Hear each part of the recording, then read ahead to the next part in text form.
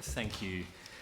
Mr President, I rise to speak briefly to the Statutes Amendment Health and Wellbeing Bill. The Portfolio Bill contains a number of amendments, some of which will improve the health and safety of all South Australians. And I recognise contributions of the Honourable Michelle Lensink and the Honourable Connie Benares. I have a lot of sympathy with the experience of the Honourable Michelle Lensink. Indeed, I remember my late grandmother had Alzheimer's disease for many years, and my family went through that process of trying to manage her affairs and work through some of those arrangements.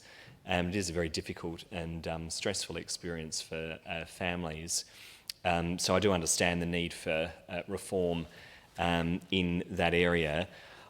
I am concerned, however, that the government has embarked on this without appropriate consultation. I must say that's not typical for the Health Minister. I usually find the Honourable Chris Picton to adopt a much more collegiate and consultative approach.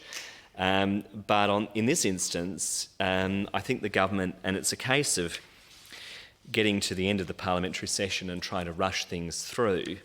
I have had feedback from stakeholders that they don't feel that they've been appropriately consulted. For instance, the Council on the Ageing SA and Aged Rights and Advocacy Service have both reached out to my office and raised a number of concerns, which I believe the government could have actually addressed had there been time for appropriate consultation. And I'm not moving any amendments today, Mr President, because I simply haven't had time to be able to work through what they might look like and to be able to do the level of consultation required. But I will, for the benefit of the public record, read into Hansard some of the concerns that have been shared with my office in the hope that the government can take these into consideration when they're developing some of the processes that underpin this bill. The concerns that have been raised with me relate to the Advanced Care Directive and the Guardianship Acts. It's a quote from the Council on the Ageing. They say, in short, we are very concerned about safeguarding the human rights of older people. It seems these changes are being proposed not to advance the rights of vulnerable people in this situation, but to fix a problem with the health system. They say they have concerns both the persons subject to the order, who would have the right to least restrictive care, as well as the substitute decision makers, who are likely to feel under significant pressure from the system. They say they are concerned that a review from the SACAT is not required for 6 months, which seems like a long time. They are concerned there is no guaranteed access to independent advocacy, legal support, of clear explanations of rights. They're concerned about the potentially confusing opt-out provisions for detention and would like to see those used in plain English and with appropriate supports. And they're concerned there has been no co-designed process for the proposed changes.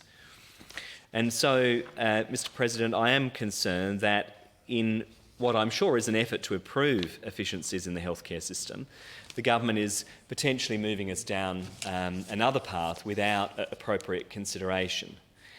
These orders will come into play when older South Australians are at a very difficult time in their lives, one where their health needs are complex and their family have to make hard decisions on what is best for their loved ones going through a difficult time. I am concerned that this could be seen as